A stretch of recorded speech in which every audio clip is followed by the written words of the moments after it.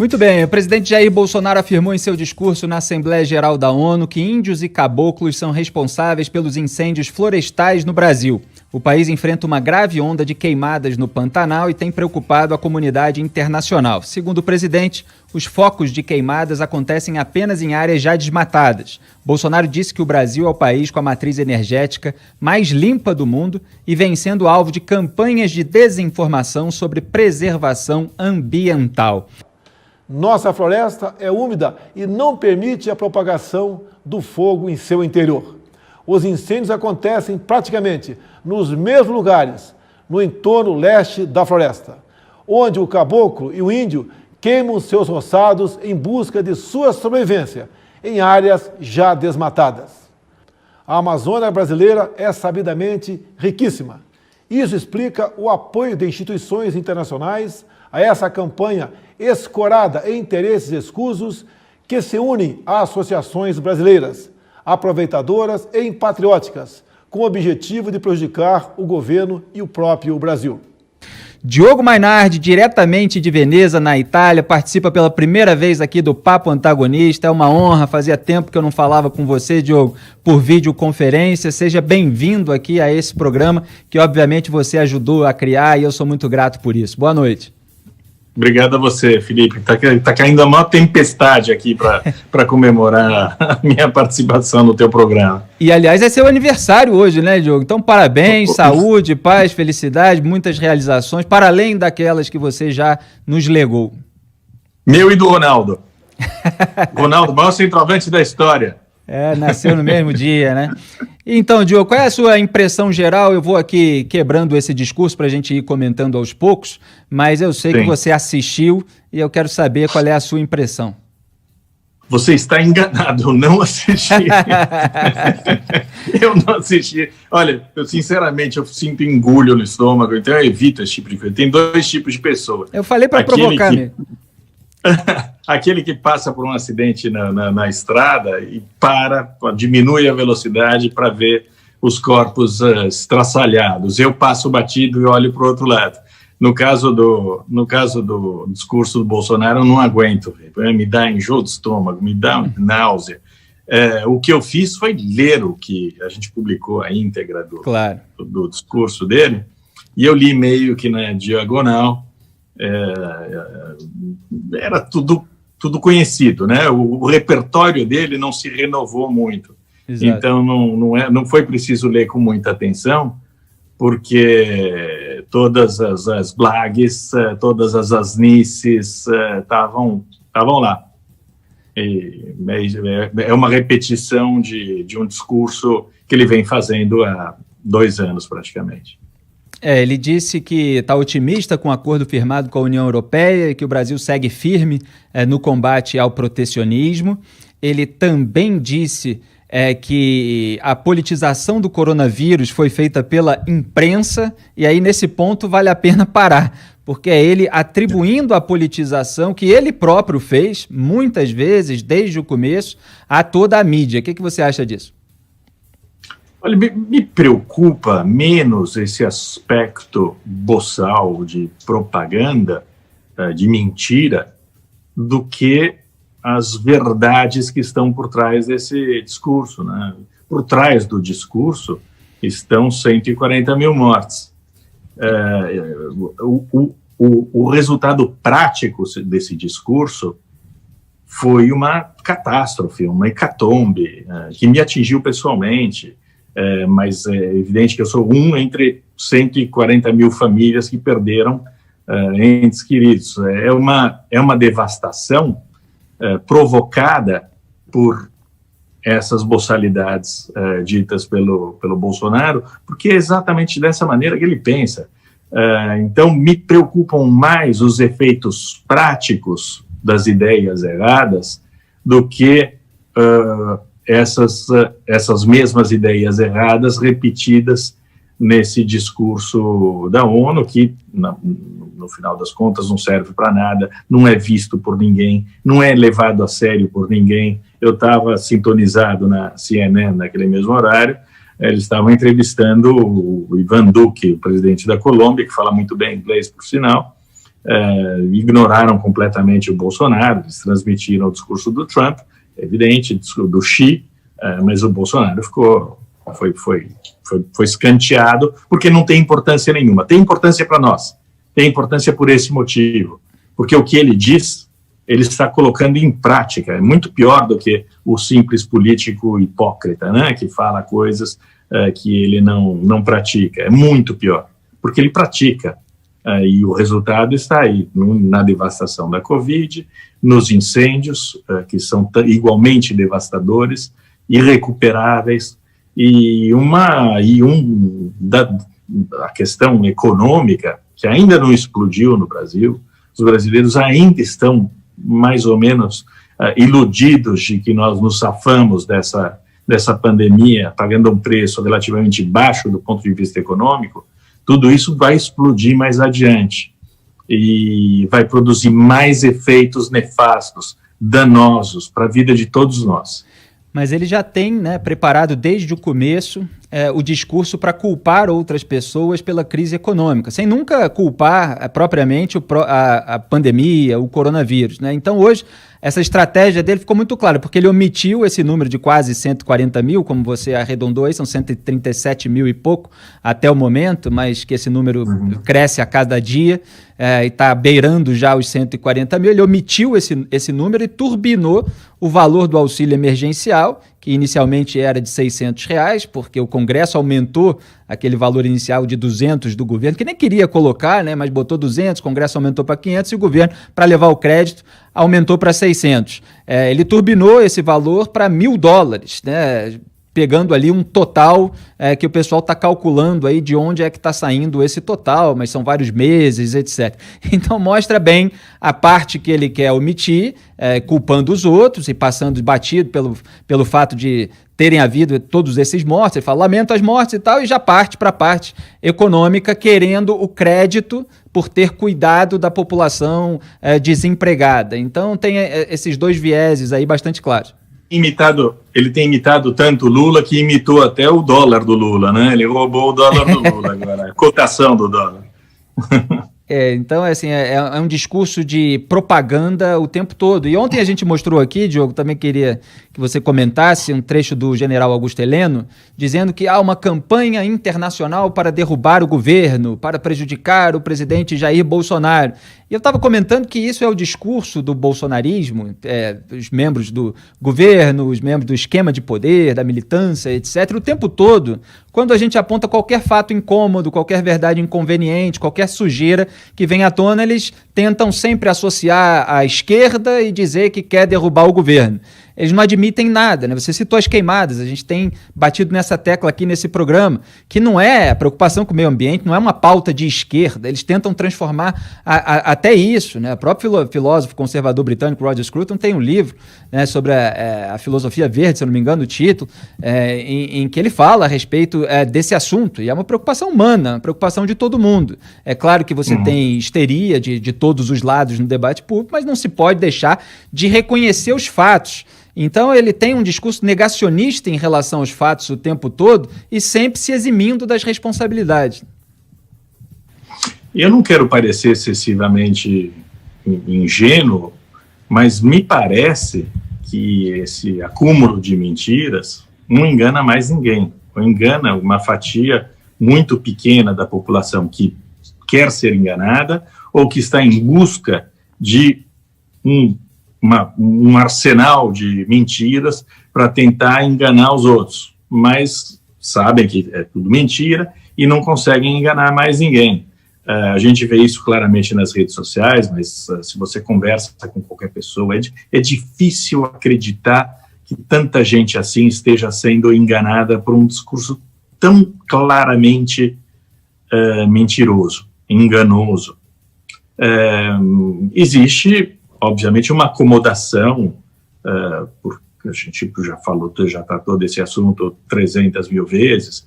É claro que quando você distribui $1.000 para 65 mil famílias, você acaba comprando uma parte de apoio, né? Se você distribui $700 também, para gente que nunca viu tanto dinheiro assim, Se fosse dinheiro de verdade, se fosse dólar, seria melhor ainda. É dinheiro meio de mentirinha, mas mesmo assim, pombas, é dinheiro para burro, para quem está numa situação de emergência total e absoluta. Claro. O que é necessário questionar é o que foi feito desse investimento do Corona Voucher, porque, em teoria, ele deveria ter servido como ponte para que as pessoas pudessem se manter ou serem mantidas num período razoavelmente grande de quarentena, para que nós nos livrássemos do vírus e pudéssemos, então, retomar a atividade econômica. Esse dinheiro foi jogado pela janela, porque a epidemia continua aí, né? Exato. E não é que a gente tenha feito algo com esse dinheiro, não. A gente perdeu esse dinheiro, a gente jogou para frente, porque aumentou o déficit público como jamais na história do Brasil. A dívida está beirando 100% do PIB, está em 86%, mas vai beirar os 100% do PIB no fim do ano. Então, é dinheiro jogado pela janela. Era necessário, mas era necessário dentro de um plano e de uma política de isolamento social que permitisse um combate efetivo do vírus, e a essa altura nós estaríamos soltos na rua, mais ou menos como eu estou aqui na Itália, uma situação bem mais tranquila. Hoje, a Itália registrou 14 mortos. O Brasil deve registrar quanto? 800, 900, 1.000, não se sabe, mas os números são esses. Então, dinheiro jogado fora. A gente tem uma... Mas, voltando, eu estou tergiversando, eu acho que pouquíssima gente, de verdade, acredita nesse embuste. E o que você está dizendo, Diogo, é o que você disse lá atrás, nós apontamos que os cuidados durante a pandemia com a população, eles também seriam benéficos para a economia. E o que ele fez foi querer pular essa etapa como se isso adiantasse a situação econômica do país. E, na sua visão, uma coisa estava interligada à outra, né, num sentido diferente daquele que o Bolsonaro dá. Não há como negar esse fato. O Brasil está meio que interditado, e você pode ver a recuperação da economia se você não usar os parâmetros, os critérios do Bolsonaro. Porque se você pegar o nosso PIB, o crescimento do nosso PIB do segundo trimestre e transformar em dólares, aí a queda foi superior a 30%. Em moeda, nossa moeda de Lobo-Guará, a queda foi bastante menor, mas a economia foi de qualquer maneira devastada e nós não temos um horizonte para sair desse negócio. E essa dívida acumulada gerou uma insegurança brutal. A mentira mais grotesca do Bolsonaro foi a de que aumentou o investimento estrangeiro no Brasil, né? Na verdade, Exato. Houve uma fuga de capitais. Os estrangeiros tiraram 30% do seu dinheiro do Brasil. Embora o Brasil tenha se tornado muito barato em dólares e ainda mais em euros, porque o dólar perdeu em relação ao euro. Mesmo assim, dinheiro foi retirado aos baldes do Brasil, 30%. Então, uma situação de um rombo fiscal que vai pesar muito lá na frente. Eu tenho repetido aqui não, desculpa, estou invadindo o teu programa, mas no nosso site. Isso daí vai ser resolvido de uma das 3 maneiras clássicas, a inflação. Ou então vai haver um calote, isso é uma possibilidade também.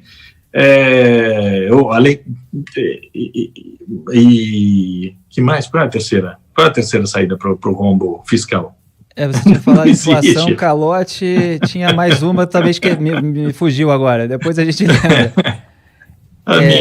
Mas são as manobras brasileiras tradicionais aí que a gente vê, tudo que sobra para a população pagar a conta, né? Aliás, ele arredondou aí esses $1.000 em relação ao auxílio emergencial. Vale lembrar, né, Diogo, só para frisar que $1.000 é muito menos do que 89 mil reais, né, depositados na conta da Michele Bolsonaro pelo Fabrício Queiroz e pela sua esposa Márcia Aguiar, né, ele que era operador de um esquema de desvio de dinheiro público e está, junto com a esposa, em prisão domiciliar em razão disso. Eu até escrevi uma coluna na Cruzoé fazendo o cálculo que esses 89 mil reais, levando em consideração o Bolsa Família com 190 reais por mês para uma família inteira, equivalem a 468 Bolsas Famílias, porque o pessoal fica relativizando esses valores que o Ministério Público está indicando que podem ter sido desviados, né? Então isso é grave também, e associando ao que você acabou de dizer, só para ficar um raciocínio fechado, que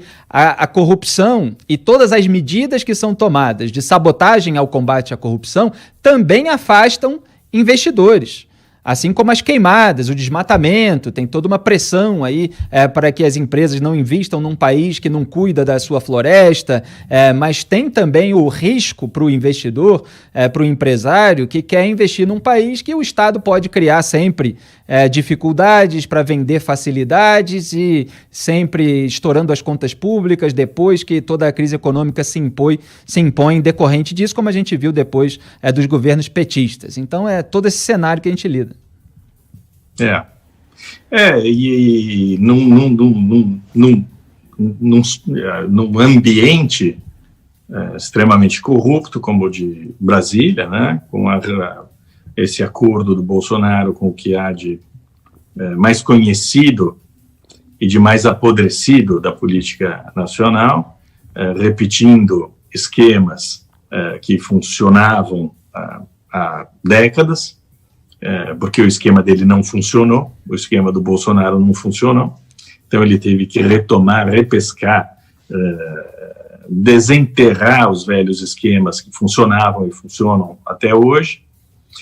E o Brasil está numa situação complicada do ponto de vista econômico, muito complicada do ponto de vista político, porque a gente tem do outro lado o ex-presidiário, como sabemos, manobras de todos os tipos para matar a única grande novidade que o Brasil produziu, que foi a Lava Jato.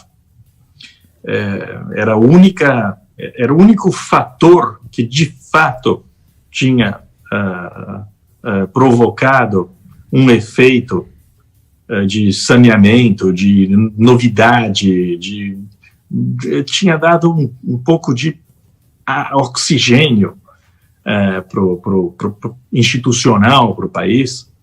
Isso daí foi desmontado, né? Foi desfeito, foi torpedeado. E então todo esse empobrecimento institucional também vai ter de ser pago. Tudo isso vai custar muito caro para nós. Eu não tenho a menor dúvida sobre isso. Já está custando, vai custar muito mais.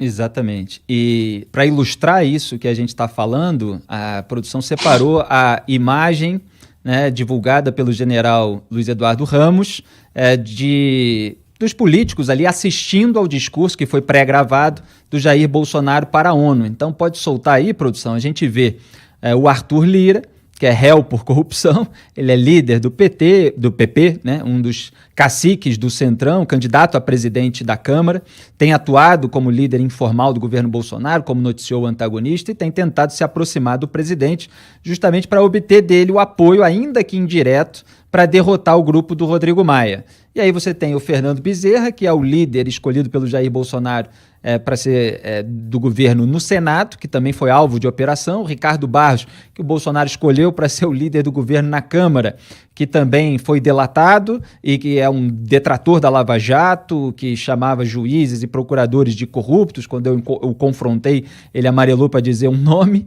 O Flávio Bolsonaro, que não tem tempo para comparecer à cariação com o Paulo Marinho, que denunciou lá o vazamento da Operação Furna da Onça para a família Bolsonaro, mas estava ontem dançando e cantando música sobre maconheiro lá em Manaus e hoje estava lá vendo o discurso do Jair Bolsonaro na TV.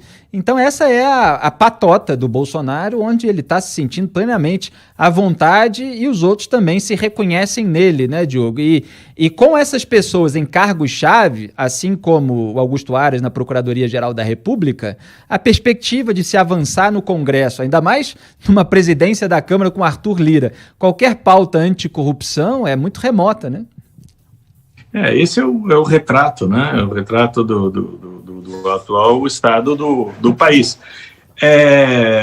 Sabe, nós sabíamos quem eram nós sabíamos quem era o Fernando Bezerra, o Arthur Lira, nós sabemos quem eles são. A diferença em relação ao que ocorria até 6 meses atrás é que agora eles podem dormir sem medo, porque eles sabem que não vão ser incomodados pela Polícia Federal de manhã, eles sabem que eles estão safos, eles sabem que eles retomaram o controle do poder, e não tem nada a temer. Eles tinham algo a temer, eles tinham, de fato, que passar o dia deles bolando uma maneira para se safar da justiça. Agora eles conseguiram eles já atingiram o objetivo. Falta pouquíssimo para que isso tudo que nós fizemos nos últimos anos seja completamente desfeito, né? E como é bastante deprimente.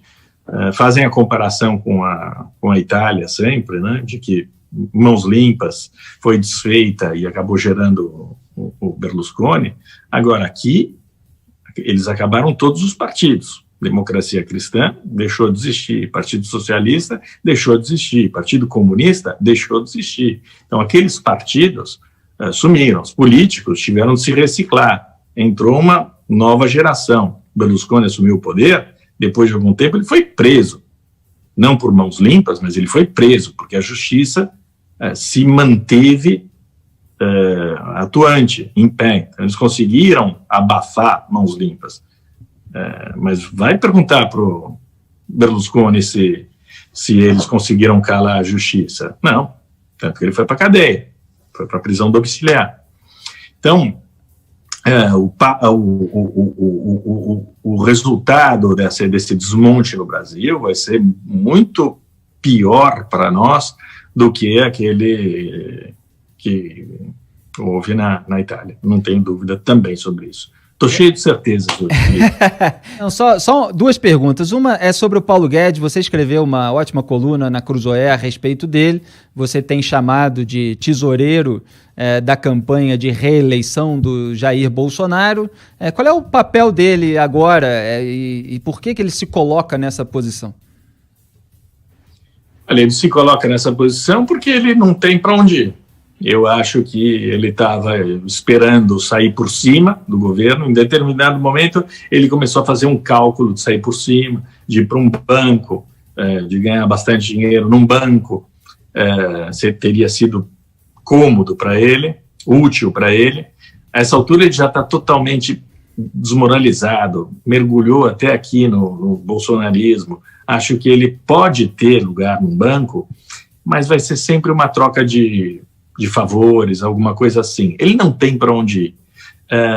Acho que o Paulo Guedes é mais incompetente, bem mais incompetente do que nós imaginávamos que ele fosse, mesmo do ponto de vista técnico. Então, todas as barbaridades que ele disse, zerar o déficit público em 1 ano, por exemplo, que agora devem ser cobradas dele, porque não foi o que aconteceu nem 1 ano pré-pandemia, imagine agora, tudo isso desmontou também com a credibilidade que ele tinha, que ele teve, que ele acumulou, indo para o governo e se oferecendo para o mercado financeiro como alguém que podia um pouco domesticar os instintos mais selvagens e mais bárbaros do Bolsonaro, isso se perdeu. Ele acabou se transformando um apêndice do bolsonarismo, e isso se vê na falta de rumo, completa falta de rumo da política econômica. Eles não têm a menor ideia do que estão fazendo. A gente vê isso claramente, questões como privatização, etc. Mas, mesmo agora, não existe um discurso coerente na economia do Paulo Guedes e dos subalternos dele que deem um mínimo de perspectiva futura. Agora é só torcida, é propaganda, é falar, não, crescimento em V, a gente saiu desse buraco, como se a economia fosse só uma questão de expectativa. Não é expectativa. Você tem de produzir, você tem de criar um ambiente para produzir, você tem que ter um país pacificado, você tem que ter um país com energia vital, senão as coisas não... Você tem que fazer conta direito, senão não funciona. Você tem que ter algum tipo de... Falta autoridade para essa gente. Esse foi o grande problema na parte econômica. Paulo Guedes herdou a imensa falta de autoridade do Bolsonaro, que ele sempre tentou compensar com esse espírito autoritário dele e arbitrário. Mas falta autoridade, sempre faltou. Essa falta que vem agora que vem da falta de consistência, muitas vezes, né? Até intelectual, a capacidade de argumentação, de persuasão, isso é compensado com certos lampejos autoritários e com essa compra de apoio, que também é típica de quem não tem outros recursos, né, para conseguir esse tipo de solidez. Mas, Diogo, você ia complementar alguma coisa? Eu só ia fazer a última pergunta. Eu devia ter mais alguma certeza, mas agora... Só complementando, agora a busca é pelo financiamento de um programa como Renda Brasil. Eles não sabem ainda direito de onde tirar o dinheiro, ao mesmo tempo que continuam tendo uma postura corporativista. Teve aí votação de privilégio para policiais, para as categorias que o Bolsonaro para as quais ele sempre acenou, sempre foi reduto eleitoral dele. Então eles têm muita preocupação em atazanar a vida aí desses grupos de pressão, continuam acenando para esse pessoal, ao mesmo tempo que querem tirar dinheiro de algum outro lugar para garantir a reeleição com um aumento do Bolsa Família, a extensão do auxílio emergencial. Mas deixa eu só terminar com uma questão cultural de fundo. Fala, Diogo. País quebrado, né? Isso num país quebrado. Exato. O que você devia estar falando agora a gente quebrou e a gente vai ter que consertar esse troço. Não é dizendo que o país está numa trajetória em V de recuperação que você vai arrumar grana para fazer alguma coisa. Não, é falando honestamente, claro, o que está acontecendo no país. Agora, você não pode fazer isso. Você não pode fazer um acordo, um pacto com a população brasileira, quando você parte do princípio que essa população brasileira tem de aceitar a morte de seus compatriotas calada.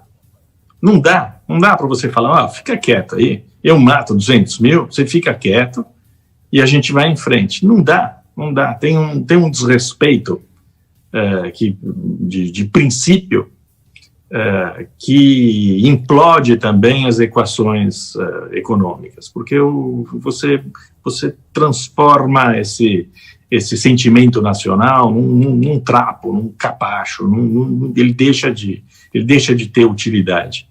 Exatamente, essa falta de sinceridade com a população, né? Quando o Diogo está falando você é o Paulo Guedes, é o Bolsonaro, né? Que não admitem a situação pela qual passa o país para a população na sua inteireza. Então, só a minha pergunta mais cultural, Diogo, para a gente encerrar, que eu me lembro uma vez, e você me corrija se estiver errado, acho que foi antes de você lançar o livro A Queda, conta a história do seu filho e tudo, você falou, eu escrevi 4 romances sobre a servidão voluntária Um traço tão característico da população brasileira. Imagino que você estivesse se referindo a Malta, o Arquipélago, Polígono das Secas e Contra o Brasil, seus livros. Eu li todos, você sabe, eu comentei muito antes de trabalhar com você, a repercussão internacional, inclusive. E esse traço de servidão voluntária que eu vejo diariamente no meu entorno social, no Brasil, no debate público, como é que você enxerga isso hoje, Diogo, depois de ter escrito todos esses livros, de ter romantizado, de certa forma, de ter transformado em ficção esse traço tão característico e que aparece, evidentemente, na sua obra, muitas vezes de forma até cômica, mas é uma tragicomédia diária a que a gente assiste. Geralmente cômica, porque é inconcebível, né? Humanamente é inconcebível a servidão voluntária. Então, quando você enfrenta uma realidade que para você é inconcebível,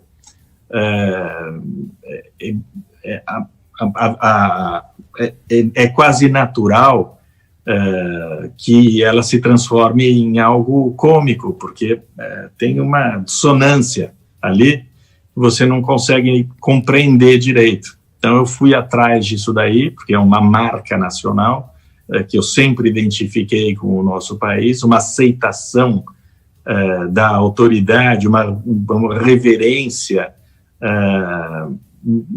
que me incomodava, sempre me incomodou.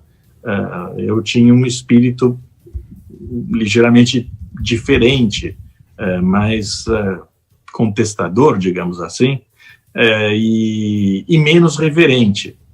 A busca por esmagar qualquer tipo de reação, quando é acompanhada, como no caso dos brasileiros, com a aceitação dessa autoridade absoluta, isso acaba fazendo do país uma coisa, um treco que não pode, que tira qualquer chance de individualidade, de desenvolvimento pessoal, de risco.